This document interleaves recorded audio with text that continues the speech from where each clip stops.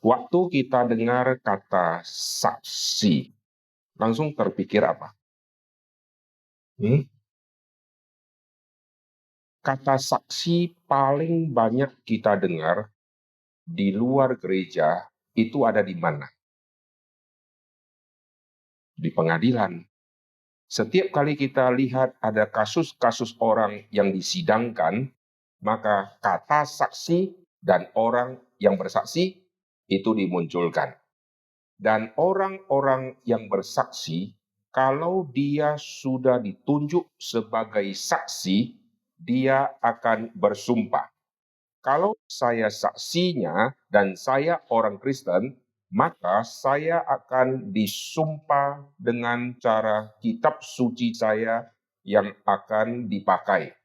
Biasanya ada sumpah jabatan, maka kitab suci agama tertentu di orang tertentu itu nanti akan dipakai, sumpah jabatan. Lalu sumpah di pengadilan sebagai saksi juga memakai kitab suci.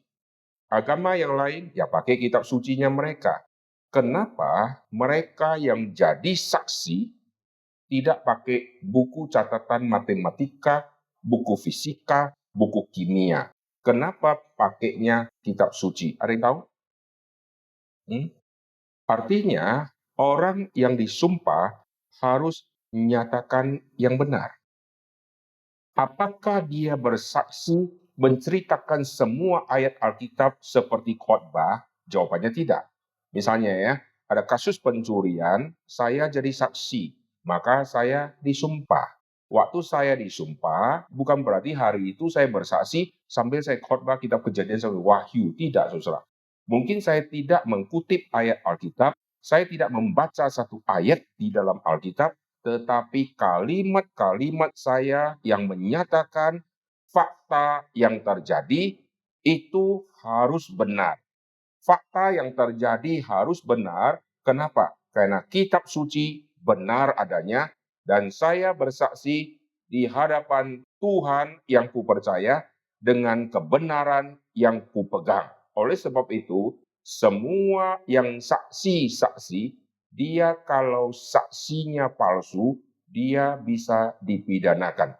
Contoh, saya tidak hadir di kasus pencurian, tapi karena saya dibayar untuk jadi saksi palsu untuk memberatkan orang tersebut, lalu saya bersaksi. Ya, saya melihat orang itu menjamret misalnya ya, atau orang itu mencuri. Dan saya hadir pada waktu itu. Padahal ini cerita bohong. Saya sudah terima duit, saya karang ceritanya. Lalu saya akan dikejar terus. Benarkah kau di situ? Hari itu kau di situ? Kau sama siapa? Sendiri, Pak. Kau melihat ada berapa orang yang mencuri? Dua, Pak. Padahal yang mencuri 3 orang. Lalu kau betul-betul saksikan dari awal sampai akhir? Betul, Pak. Padahal rekaman CCTV tidak ada saksi yang saya ada terekam di dalamnya. Maka setelah saya bersaksi semua dan direkam dan disaksikan oleh semua yang mendengar, saya ternyata berbohong, saya yang bisa dijebloskan ke dalam penjara. Jadi saksi itu sesuatu yang sangat penting dan sangat krusial. Saksiku bisa meringankan dia. Saksiku bisa memberatkan dia. Kalau saya bersaksi menyatakan orang ini bukan pencurinya, berarti saksiku ini meringankan dia. Tapi kalau saya bersaksi, betul Pak, dia yang menjamret. Dan 2 bulan lalu dia masuk ke rumah saya. Ini bukti CCTV. Dia juga mencuri di rumah saya. Ini saya saksi memberatkan dia. Jadi saksi bisa meringankan dan saksi bisa memberatkan. Itu di dalam dunia pengadilan. Lalu di dalam kekristenan juga muncul kata saksi. Saksi di dalam tema kekristenan ini bukan seperti saksi di pengadilan yang meringankan sama yang memberatkan. Saksi di dalam kekristenan dan di dalam Alkitab itu adalah martir. Artinya kau siap mati. Saya kalau bersaksi di pengadilan, saya tidak siap mati. Orang ini mencuri. Masa saya bersaksi orang ini mencuri, saya siap dimatikan atas kesaksian saya. Semua orang bersaksi hanya menceritakan, kalau sudah bicara mati, dia kabur duluan. Contoh, peristiwa pembunuhan, kita perlu ada 2 saksi.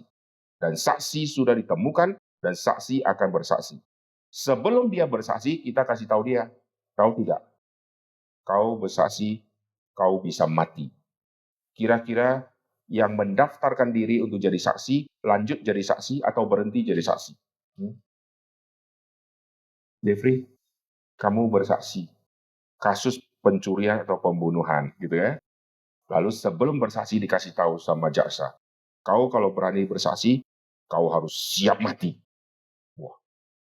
Lalu dikasih lihat, 15 orang yang pernah bersaksi di persidangan yang berbeda-beda sudah mati semua. Kasih lihat fotonya. Kira-kira berani saksi nggak? Hah? Langsung kita pikir, emangnya gua peduli?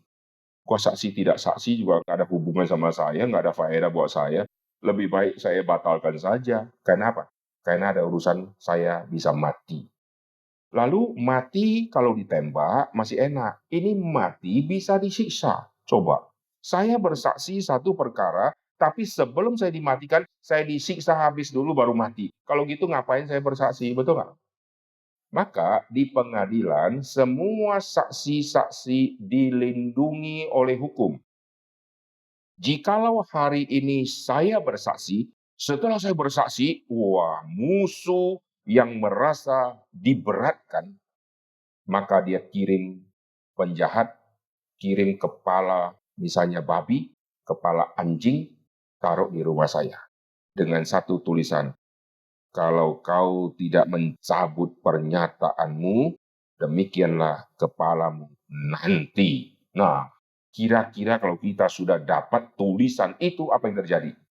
Kita bisa meminta pemerintah atau polisi untuk melindungi kita. Maka dikirimlah pasukan untuk menjaga keamanan kita. Saksi akan dilindungi dan tidak dimatikan. Lebih enak jadi saksi di pengadilan ya. Saksi di dalam Alkitab, kau akan dimatikan. Polisi tidak melindungi engkau, Tuhan tidak kirim malaikat menjaga di rumahmu, Tuhan izinkan engkau disiksa, engkau mati menggenaskan. Masihkah engkau mau bersaksi? Nah, ini yang paling sulit. Maka tema kesaksian atau bersaksi di dalam tema kekristenan ini jauh lebih berat dibandingkan semua tema pengadilan. Tema pengadilan, saksi-saksi itu bisa menjadi pahlawan. Misalnya, kasus ini sudah final, kemungkinan si penjahat akan divonis mati. Tapi muncul orang yang berani bersaksi, dan dia bisa bersaksi, setelah bersaksi, merubah semua keputusan dari hakim yang harusnya vonis mati, akhirnya dibebaskan. Maka yang memberi saksi menjadi pahlawan. Di dalam kekristenan, kita jadi saksi, tidak pernah jadi pahlawan. Kita memenangkan jiwa, tidak jadi pahlawan. Karena itu keharusan bagi kita. Betul ya? Kalau saya jadi saksi di pengadilan, saya membela seseorang, orang itu harusnya mati, lalu selamat, saya jadi pahlawan. Masuk viral, medsos, YouTube, wah, Instagram, Facebook. Semua muka saya muncul dengan kalimat, luar biasa, pahlawan. Tanpa dia, matilah si bapak itu, gitu kan? Kita kalau bersaksi di pengadilan jadi pahlawan. Kita kalau bersaksi memenangkan jiwa, orang itu harusnya mati diam dosa, tapi diselamatkan. Tidak pernah kita disanjung-sanjung. Oh, ini pahlawan, luar biasa, masuk medsos, nggak ada. Karena Alkitab berkata, celakalah aku kalau aku tidak memberitakan Injil, dan memberitakan Injil adalah keharusan bagiku. Sudah kabarnya Injil? Orang dimenangkan? Saya bukan pahlawan. Itu keharusan bagiku. Nah, ini yang menarik. Oleh sebab itu, kemurnian seorang saksi ini lebih murni yang ada di dalam kekristenan dibandingkan yang di luar kekristenan. Yang di luar kekristenan, dia bersaksi, menyatakan satu fakta yang terjadi, bisa meringankan dan bisa memberatkan. Kita sebagai orang Kristen, waktu bersaksi bukan memberatkan atau meringankan. Karena kita bersaksi memberitakan berita sukacita. Berita sukacita yang kita sampaikan akan menghasilkan dua respon. Saya kalimatnya sama, tapi menghasilkan dua respon. Kalau saya bersaksi di pengadilan, kalimat saya satu kalimat, responnya satu, meringankan atau memberatkan dia. Contoh, betul Pak, dia malingnya. Pokoknya itu kalimat saya. Jadi memberatkan dia. Betul Pak, bukan dia malingnya. Berarti meringankan dia. Cuma begitu toh. Tapi kalau saya bersaksi dalam tema kekristenan, saya keluar kalimatnya satu, ditafsirkan menjadi dua sisi. Alkitab katakan, bagi orang yang diselamatkan, berita tentang salib itu aroma yang wangi. Bagi orang yang tidak percaya Tuhan Yesus dan yang akan mati, berita salib adalah bau kematian untuk dia. Ini yang rumit ya. Saya bicara tentang berita kabar baik diterima dengan dua sisi. Bagi orang yang akan diselamatkan, wah dia terima dengan sukacita. Bagi orang yang bau kematian itu, yang sudah bau neraka itu, apa yang kita beritakan, dia anggap sesuatu yang tidak mengenakan, yang tidak harum, dan dia akan mengenyakan kita. Jadi, kita saksi atau tidak? Kita bicara berita sukacita, bisa ditangkap menjadi berita duka cita. Di dalam dunia sering seperti ini ya, kita bicarakan berita sukacita, tapi bagi orang tertentu duka cita. Contoh, ada orang sudah menikah ya, lalu dokter sudah periksa, kandungan sudah dicek, dokter berkata, Ibu, selamat, Ibu sudah hamil. Lalu pasangan suami istri saling memperhatikan, saling kaget, dan lemes. Karena mereka rencana kami belum bisa mendidik anak, kami masih susah cari kerja, lalu sekarang hamil. Berita Anda positif hamil, berita yang sukacita, tapi untuk pasangan itu berita duka cita. Sebagian lagi cerita yang lain. Dua orang yang sudah nikah, sudah lama pengen punya anak, sudah coba banyak uang habis, lalu akhirnya periksa ke dokter, dokter berkata, Ibu, selamat, Ibu sudah punya anak. Langsung berlutut bersyukur kepada Tuhan. Dokter tuh kaget. Tadi yang datang saya bilang selamat, tapi stres. Yang ini gua bilang selamat, berlutut menyembah saya dan bersyukur kepada Tuhan. Satu kalimat Anda positif hamil diresponi oleh dua ayah dan ibu dengan respon yang berbeda. Maka berita sukacita bisa tiba di orang dan orang terimanya menjadi sukacita. Berita sukacita bisa tiba di orang, orang terimanya duka cita. Saudara pernah alami toh? Saudara pernah alami contoh kasus apa? Bagi orang tertentu senang, sukacita. Tapi orang tertentu tafsirnya duka cita. Kasih contoh. Apalagi yang terjadi dalam hidup yang kalian pernah rasakan. Pemilu. Misalnya ya, kita dua partai nih. Saya partai A, kalian partai B. Saya mencalonkan yang partai A adalah si A. Yang B calonkan si B gitu kan. Lalu mesti ada pemimpin toh. Lalu pemimpinnya terpilih si B. Yang partai B, hore gitu kan. Yang partai A, wah bergabung dia. Contoh lagi yaitu sepak bola. Dua klub sepak bola. Wah, waktu tanding kita yang adalah yang taruhan misalnya ya, kita pilih yang A, maka kita akan minta Tuhan kabulkan doa kita supaya A yang menang. Lalu waktu si A yang menang, saya senang tidak? Saya senang ya, saya suka cita ya. Tapi adik saya juga main taruhan, dia pilih yang B. Jadi setelah permainan sepak bola selesai, di keluarga saya ada yang sukacita, ada yang nasib murung. Jelas? Nah, waktu kita lihat satu kejadian bisa satu terjadi, tapi responnya bisa dua.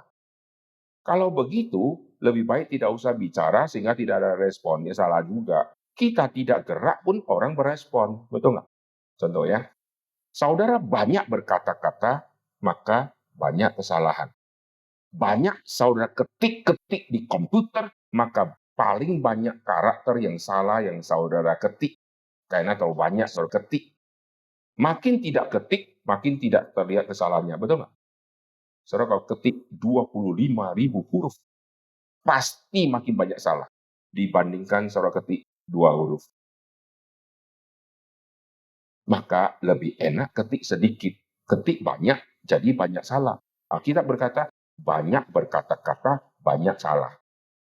Oke, kalau begitu, supaya tidak banyak salah, saya diem. Saudara mulai hari ini diem. Diam pun diresponi dua tanggapan. Orang ini sombong. Diajak ngomong, tidak jawab-jawab. Gitu kan? Diresponi jadi negatif. Yang satu lagi meresponi positif. Wah, luar biasa ya. Dia siap mendengar apa saja. Dimaki, dia diam. Ambil uangnya, dia diam. Gampar, dia diam. Luar biasa. Kasih Kristus begitu luar biasa dia hidupnya. Yang satu sombong sekali. Ajak ngomong nggak ngomong, senyum nggak senyum, gitu ya. Jadi kita diam pun salah, banyak ngomong pun salah. Lalu mau ngapain? Mati pun salah. Ada orang yang sudah nikah, lalu istrinya mati. Respon keluar kalimat gini, terlalu cepat dia meninggalkan saya. Sekarang, kalau yang tua mati, respon orang tua apa?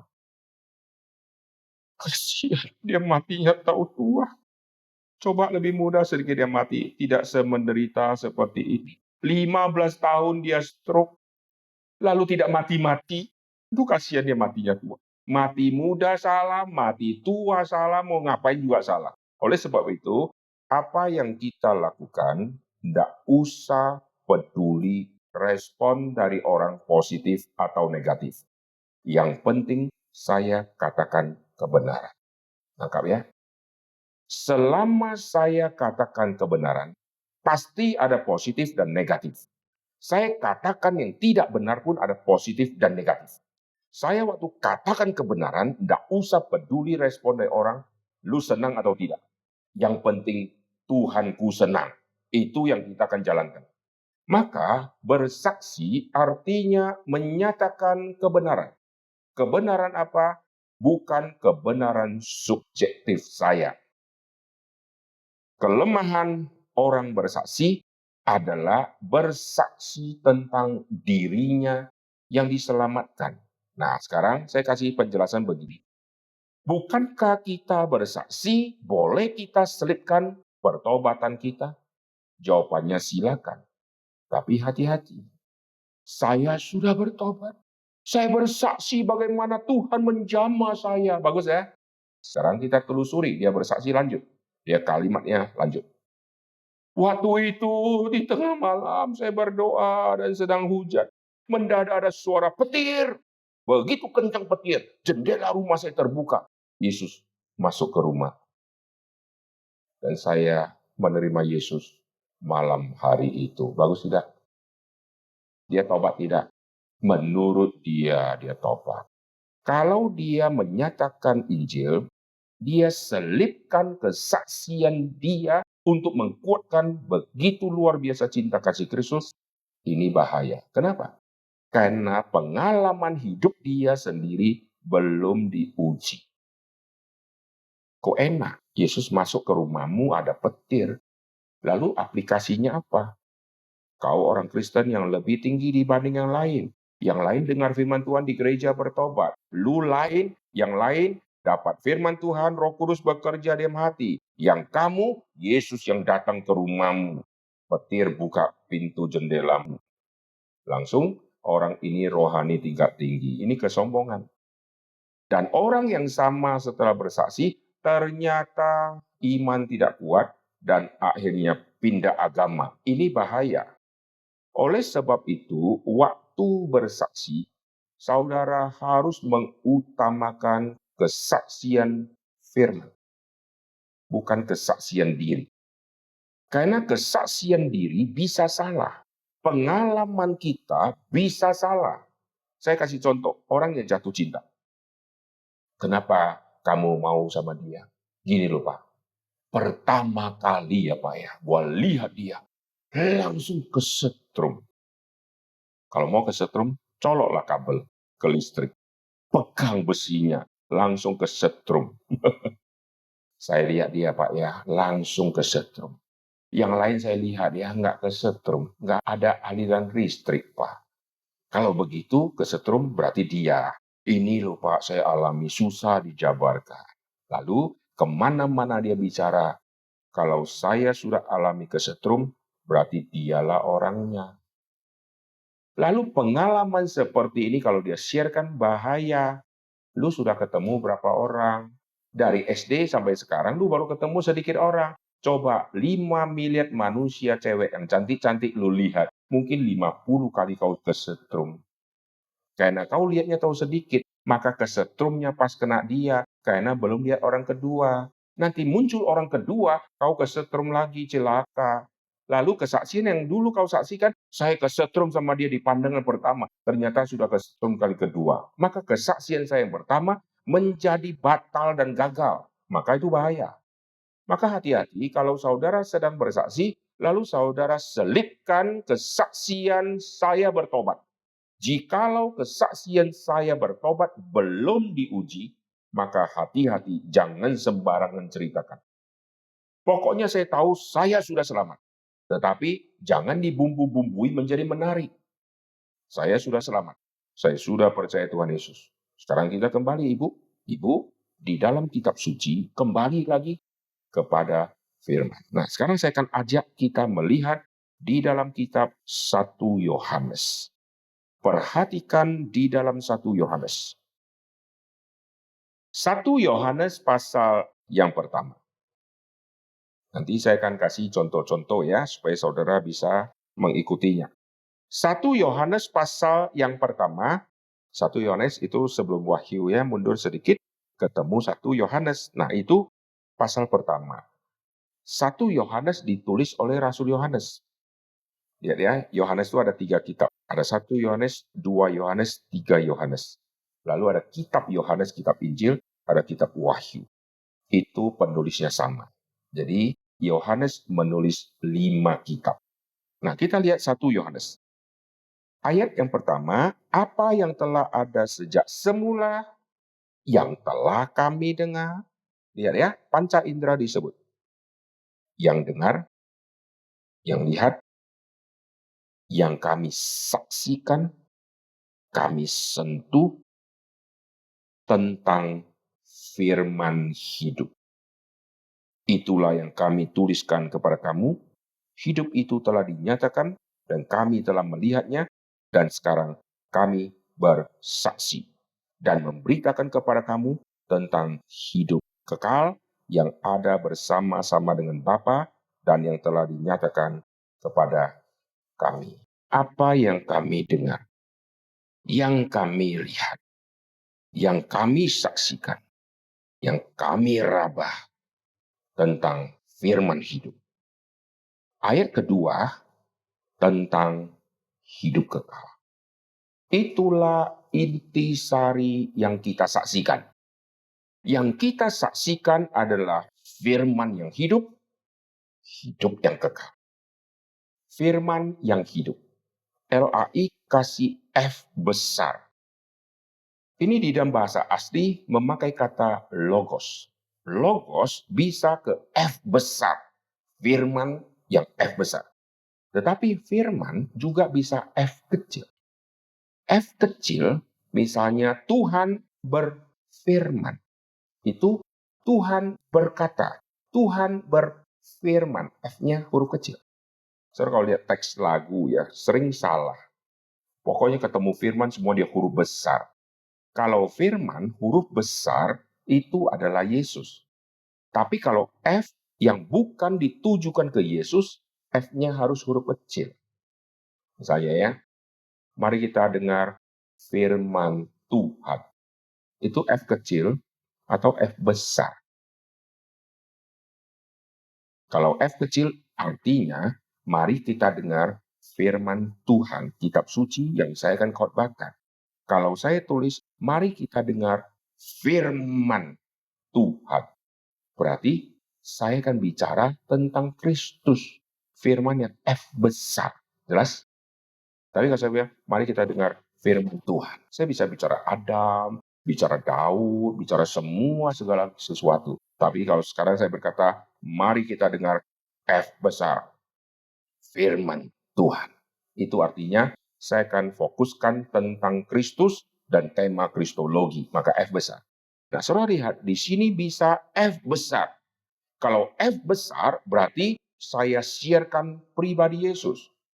Kalau F kecil, saya siarkan kebenaran firman Tuhan. Kebenaran firman Tuhan yang seperti apa? Alkitab katakan, hukum Taurat perjanjian lama itu menuntun kita kepada keselamatan di dalam iman kepada Kristus. Jadi firman menuntun manusia kepada Kristus. Firman menuntun manusia kepada Sang Firman yang F besar. Firman Tuhan yang F kecil menuntun manusia menemukan F besar, yaitu pribadi Yesus. Pribadi Yesuslah yang memberikan jaminan hidup yang kekal. Oleh sebab itu, waktu kita bersaksi di dalam dua area ini. Area pertama tentang Kristus. Kristus yang seperti apa yang ditulis di dalam Alkitab, firman. Ini area kita bersaksi. Ibu, saya mau cerita tentang Yesus. Yesus pernah ke Tibet. Nah, itu nggak ada di firman. Itu sudah ngaco. Ini Yesus yang model apa? Jadi, dia sudah cerita tentang Yesus, tapi di luar service area. Dia cerita Yesus tidak di dalam wadah yang saya sebutkan tadi. Bicara tentang Kristus harus di dalam firman. Maka waktu saya akan bicara tentang Yesus. Yesus yang seperti apa? Alkitab mengatakan. Nah, jadi kembali kepada firman yang menuntun orang kepada Sang Firman yang F besar. Maka kesaksian kita seperti kita sedang memberitakan firman. Alkitab katakan, pada saat kamu berkata-kata, kamu harus berkata seperti sedang menyampaikan firman Tuhan. Wah, kalimat ini menarik. Jadi waktu saya berkata-kata seperti saya sedang menyampaikan firman Tuhan. Oleh sebab itu, sebetulnya semua orang Kristen yang bersaksi, dia adalah pengkhotbah. Setuju? Cuma pengkhotbah yang modelnya tidak seperti Pak Tong. Pengkhotbah yang modelnya tidak seperti pendeta-pendeta di mimbar-mimbar. Dia mengkhotbahkan firman kepada si encim. Maka gayanya kepada encim. Dia kalau bicara kepada satu orang, ya nggak usah teriak-teriak. Tapi kalau dia lagi bicara di bus, ya dia teriak. Nggak bisa dia bicara Injil di bus. Saudara senang. Wait. Gitu kan. Orang bilang, apa nih sinting. Ngomong nggak jelas gitu kan. Tapi kalau bicara sama encim jangan kau teriak. Kecuali dia peka. Kalau dia telinganya kurang dengar, silakan lu teriak. Tapi waktu teriak kasih tahu yang jaga dia. Saya teriak ya, saya teriak ini bukan karena marah, tapi karena dia susah dengar. Kalau tidak, ya bisik-bisik di kupingnya. Jelas ya? Jadi waktu saya bersaksi, saya seperti sedang menyampaikan firman. Contoh, Ibu, hari ini saya mau bicarakan berita sukacita. Apa itu? Ibu tahu nggak, di dalam dunia ini, berita sukacita seperti apa yang membuat kita sangat sukacita. Ini kan seperti kita sedang khotbah. Kita masuk dengan pendahuluan. Wah, waktu anak saya lulus dapat S3, saya senang sekali. Oke, ada lagi, Bu? Oh, ada. Waktu dulu ya saya pernah jatuh cinta, akhirnya saya menikah. Hari pernikahan saya itu hari sukacitanya saya. Waktu saya mendengar cintaku diterima misalnya, macam-macam orang jawabnya. Oke, Bu, ini semua sukacita yang pernah Ibu alami. Tapi Ibu mau tahu enggak? Ada satu berita sukacita yang melampaui sukacita yang kita terima di bumi di pengalaman hidup kita, yaitu sukacita sorgawi. Wah, apa itu? Apa itu? Apa itu? Sukacita sorgawi artinya apa? Dari sorga ada berita sukacita untuk kita di bumi. Hah? Masa surga kasih berita itu? Nah, dia mulai tanya toh. Kita mulai jelaskan lagi, jelaskan. Kita seperti sedang berkhotbah. Ibu, Alkitab mengatakan. Nah, sudah sebagai khotbah toh? Kita ndak usah sampai bawa Alkitab ke dia, baca 15 ayat, dan dia pusing kepala. Ibu, ini ayatnya coba Ibu yang bacakan. Dia sudah mata kabur. Begini-gini. Nggak usah. Langsung sebutkan intisarinya saja. Firman Tuhan mengatakan. Langsung kita cerita. Setelah cerita, lalu bawa dia untuk mengerti sang firman yang F besar melalui firman yang F kecil. Bisa ikutin? Maka waktu kita bersaksi, kita tidak mengandalkan kepintaran diri, tapi kita harus mengandalkan Roh Kudus yang mewahyukan firman dan Roh Kudus yang diutus oleh Yesus di hari Pentakosta. Nanti akan tiba saatnya Roh Kudus akan turun. Dan kalau dia turun, kamu akan menjadi saksiku. Oleh sebab itu kalau saya sebut saya saksi Kristus, berarti saya mengandalkan Roh Kudus. Karena kalau saya tidak mengandalkan Roh Kudus, saksi tentang Kristus yang saya sampaikan itu hanya otak saya yang ngerti tentang Yesus. Jikalau Roh Kudus itu turun, kamu akan menjadi saksiku di Yerusalem sampai ke ujung bumi. Jadi Roh Kudus sudah turun di hari Pentakosta, maka bersaksi perlu mengandalkan Roh Kudus. Amin. Saya bicara tentang Yesus. Roh Kudus kalau datang, dia akan mengingatkan kamu atas semua perkataan yang pernah Yesus katakan. Berarti waktu saya berbicara tentang kalimat Yesus, perkataan Yesus, pengajaran Tuhan Yesus, saya perlu kuasa dari Roh Kudus untuk menyertai saya di dalam menyampaikan itu. Lalu waktu saya bicara tentang firman Tuhan, Alkitab mengatakan, ayat-ayat yang saya kutip, yang bentuknya hurufiah yang saya baca di teks-teks Alkitab, Tuhan beri aku kuasa, Roh Kudus yang sudah mewahyukan kitab suci. Kita minta Roh Kudus kasih kuasa untuk waktu kita kutip ayat itu menjadi seperti palu dan pedang bermata dua, menghancurkan semua kekerasan hatinya. Dan saat itu dia tidak bisa lari lagi. Kita bicara tentang Yesus, kuasa Roh Kudus menyertai. Kita kutip ayat Alkitab, kuasa Roh Kudus menyertai, sehingga orang itu sedang berhadapan dengan Tuhan yang berkata-kata dengan dia melalui kita. Jadi kita kalau menjadi saksi Tuhan, tidak usah takut. Kalau Tuhan menyertai kita, siapakah yang bisa melawan kita? Kalau Tuhan ada di pihak saya, siapakah yang bisa menjatuhkan saya?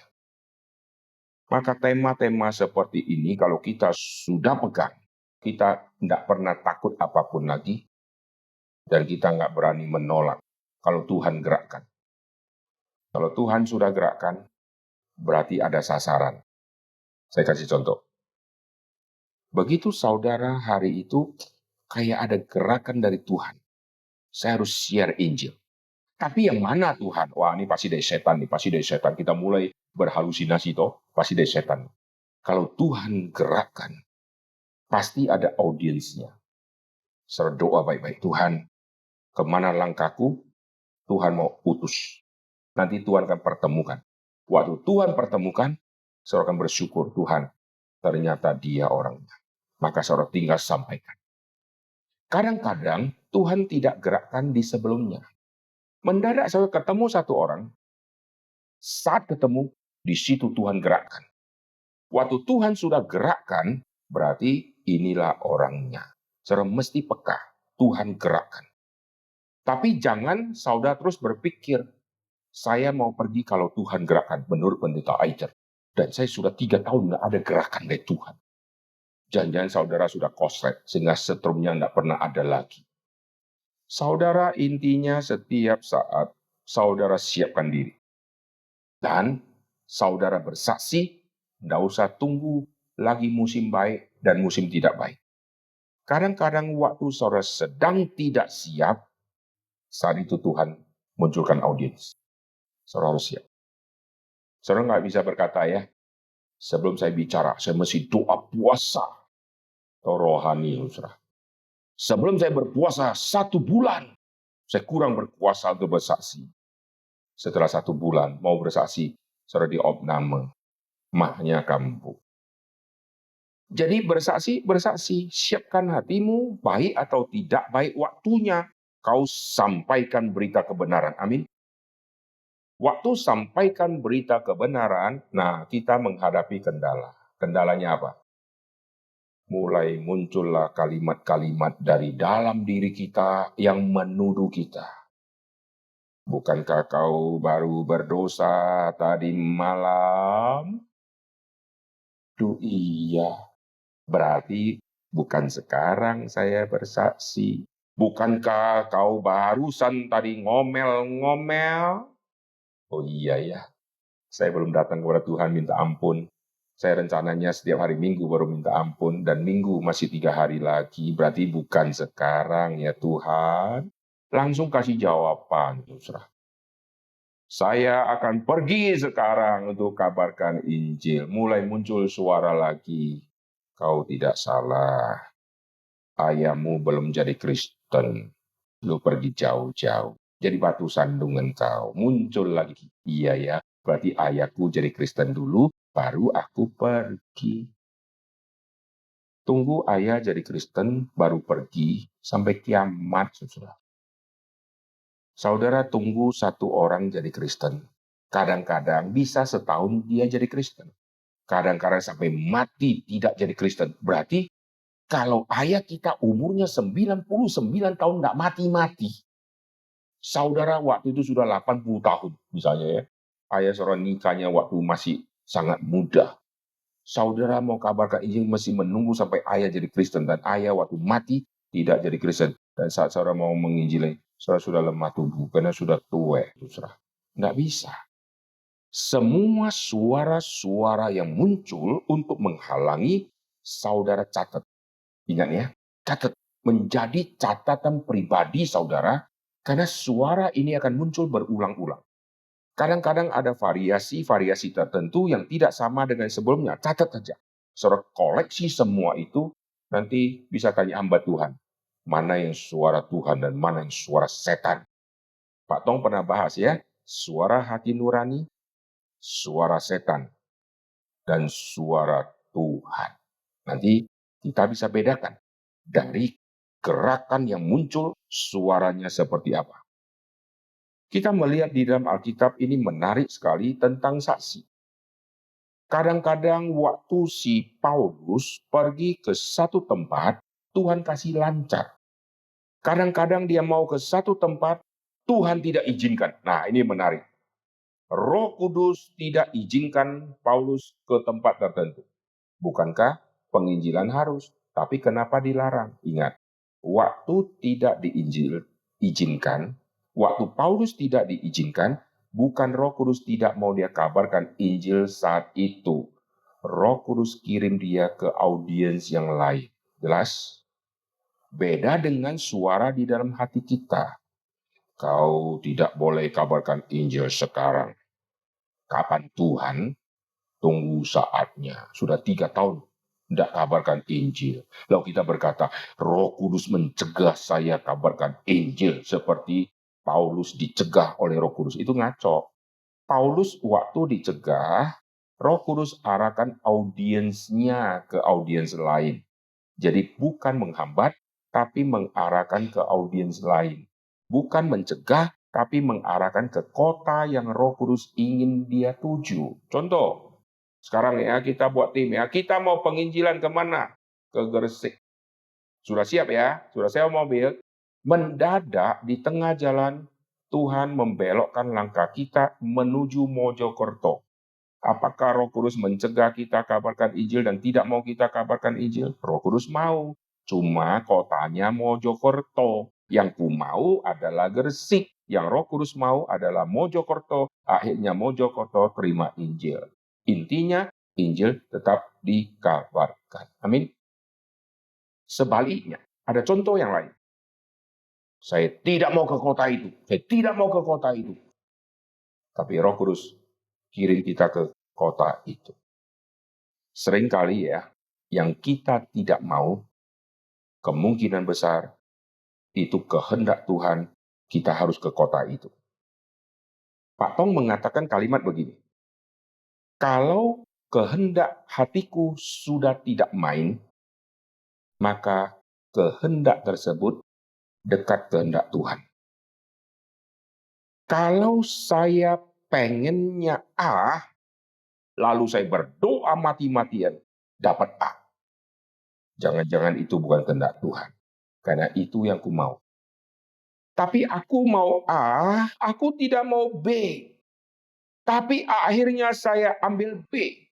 Jangan-jangan ini bukan kehendak Tuhan karena aku tidak mau. Nah, Pak Tong mengatakan, saat kehendak dirimu sudah tidak main, karena aku tidak mau ke B, kemungkinan besar itu kehendak Tuhan. Karena kehendak Tuhan sering bertolakan dengan kehendak diri. Jikalau kehendak diriku ke kota A dan terjadi, saya senang Tuhan jawab doaku.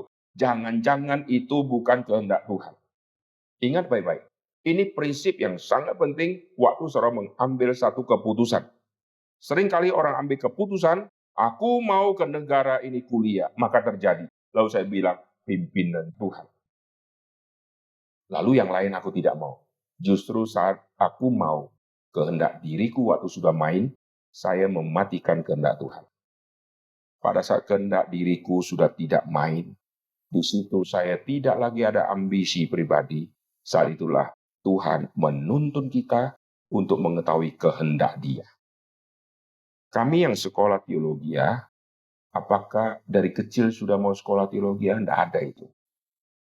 Mendadak Tuhan arahkan ke yang kita tidak mau. Waktu kehendak diri sudah tidak main, disitulah kehendak Tuhan yang jalan. Kalau saya mau sekolah komputer, maka saya diterima di sekolah komputer. Puji Tuhan. Diterima di satu sekolah, karena saya suka itu tidak susah. Kalau di Jakarta tidak terima saya pindah ke Bandung. Bandung kalau tidak terima, saya pindah ke Jogja. Tidak terima di Jogja, saya pindah ke Semarang. Pasti ada satu kota yang terima saya di komputer. Masa seluruh Indonesia tidak ada yang terima saya masuk ke komputer dia? Berapa begoknya saya, betul nggak? Lalu setelah saya diterima, saya bilang, Tuhan memimpin dan menjawab doaku. Bukan, kau pasti diterima. Yang paling kurang ajarnya adalah, saya mau di Jakarta, Jakarta Timur, kampusnya A, koordinatnya ini. Nah, itu yang kurang ajar. Dia batasi, suruh Tuhan kabulkan ke situ. Kok enak? Emangnya Tuhan itu peluru kendali yang sudah di-set GPS-nya sehingga nanti tepat meledaknya ke sana. Yang agak lumayan, saya mau sekolah fisioterapi di Jakarta. Kalau saya bisa kuliah di Jakarta, berarti Tuhan jawab doaku. Ya pasti masuk. Kenapa? Jakarta begitu banyak tempat. Cari yang paling bagus, nggak diterima. Turun level sedikit yang kurang bagus. Tidak diterima juga. Turun lagi yang sangat kurang bagus. Turun lagi sampai yang tidak terkenal. Pasti diterima. Waktu sudah diterima, kita berdoa. Terima kasih Tuhan. Bukan kehendak Tuhan, kehendakku. Lalu saya mau kuliah fisioterapi. Kita tidak batasi kota. Pasti diterima punya. Carilah semua fisioterapi di seluruh Indonesia. Masa tidak ada satu kampus yang terima saya bisa bayar, pasti diterima. Betul nggak? Nah, lalu kalau saya diterima karena saya mau, berarti itu pimpinan Tuhan? Belum tentu. Sekarang yang kamu paling tidak mau apa? Matematika, fisika. Kenapa kita tidak senang itu? Karena susah toh. Nah, waktu susah kita mulai menghindari. Semua kita waktu pilih selalu menjauhkan diri dari susah. Maka kita pilih si A, kita tolak si B. B itu kita anggap susah, A kita anggap tidak susah. Padahal A itu bagi orang tertentu jauh lebih susah. Yang B jauh lebih gampang. Betul nggak? Sekarang contoh. Waktu si A menolak matematika, Grace ambil kedokteran. Kalau tanya saya, suruh pilih matematika sama kedokteran, mungkin saya pilih matematika. Nggak usah beda-beda. Gitu kan. Bagi saya matematika mungkin jauh lebih ringan, tapi bagi dia berat. Jadi intinya waktu saya tolak sesuatu, karena sesuatu itu sukar bagi saya, dan membuat saya stres dan berat, saya susah untuk memikirkan ke sana, maka saya larikan diri, saya pilih yang ringan. Setelah saya pilih yang ringan, saya serahkan ke Tuhan. Tuhan, kehendak-Mu yang jadi. Oleh sebab itu, kalau suruh jadi hamba Tuhan, semua tolak. Kenapa? Karena jadi hamba Tuhan rumit, saudara. Pasti langsung dibuang. Karena susah, saudara. Waktu kita tolak yang susah, jangan-jangan inilah kehendak Tuhan. Ingat baik-baik. Kita waktu bersaksi juga sama. Aduh, saya ya lebih cocok bicara sama anak kecil. Kenapa? Anak kecil tidak bisa lawan, tidak bisa debat. Lalu kita berkata, saya bebanku untuk anak kecil. Kepada orang dewasa, enggak. Karena ketahuan bodohnya dia, maka dia dikritik, didebatin. Lalu yang aku suka, saya terus layan di situ. Oh, belum tentu itu kehendak Tuhan. Yang aku tidak suka. Jangan-jangan Tuhan mau kita layan di sana, supaya kita maju dan bertumbuh. Kalau yang dewasa suka kritik saya, maka saya harus belajar lebih dalam. Anak kecil nggak kritik saya senang. Akhirnya saya nggak pernah maju-maju. Jelas ya? Nah, sekarang kita kembali ya tentang bersaksi. Jadi apa yang kudengar, apa yang kulihat, apa yang kusaksikan, dan apa yang kuraba, itulah yang kuberitakan. Jadi, beritakan bukan sesuatu yang muluk-muluk. Yang kita dengar firman Tuhan setiap saat. Yang kita sudah saksikan bagaimana Tuhan bekerja. Itulah yang kita siarkan. Kita tahu Alkitab. Kita baca Alkitab. Kita tahu keselamatan di dalam Kristus. Itulah yang kita saksikan. Itu berita sukacita. Bagi orang yang akan diselamatkan, itu bau yang wangi. Bagi orang yang tidak diselamatkan, itu bau kematian. Urusan dia sama Tuhan. Urusanku sudah selesai saya kabarkan. Urusan dia tolak, dia akan berhadapan dengan Tuhan. Ya bukan tolak saya, dia tolak firman-Nya Tuhan, dia akan bertemu sama Tuhan nanti. Kita tenang saja. Kita kalau ditolak nggak usah marah. Saya tugasnya sudah selesai. Saya sudah sampaikan. Tapi sampaikan jangan cari musuh. Sampaikan dengan sikap ramah, sikap sopan. Lalu beritakan berita sukacita. Ini dia tolak. Tugasku sudah kusampaikan dengan ramah, dengan baik. Dia tolak, dia akan berhadapan dengan Tuhan. Amin. Sekarang terakhir. Waktu kita bersaksi. Apakah kita perlu betul-betul sampai sudah 100% siap dan mengerti seluruh Alkitab? Saya tanya, perempuan Samaria, waktu ketemu Yesus, dia lulusan teologi enggak? Orang seperti itu, saya yakin tidak pernah baca Alkitab. Seorang yang punya suami simpanan begitu banyak, layani suami saja sudah tidak keburu waktunya. Siang, orang takut keluar, dia ambil air.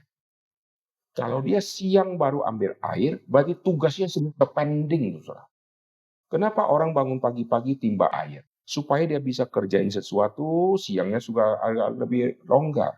Tapi kalau dia siang baru ambil air, dia pasti bangunnya agak siangan. Lalu sudah ambil air, semua tugas airnya molor sampai ke bawah-bawah. Nah, orang kayak begini, masih ada waktu baca firman. Sekolah teologi awam, ikut kelas PA, nggak mungkin muncul orang ini. Dan orang ini begitu dengarkan tentang Kristus, Yesus bicara sama dia, langsung dia ke kotanya.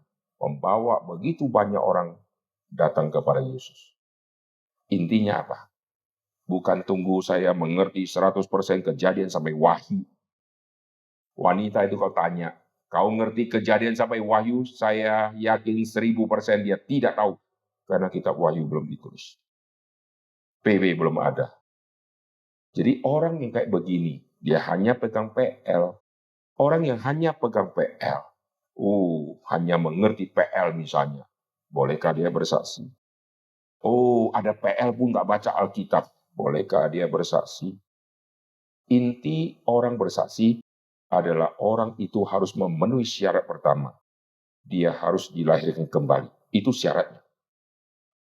Setiap orang yang sudah dilahirkan kembali, dia berhak bersaksi siapakah Tuhannya yang sejati.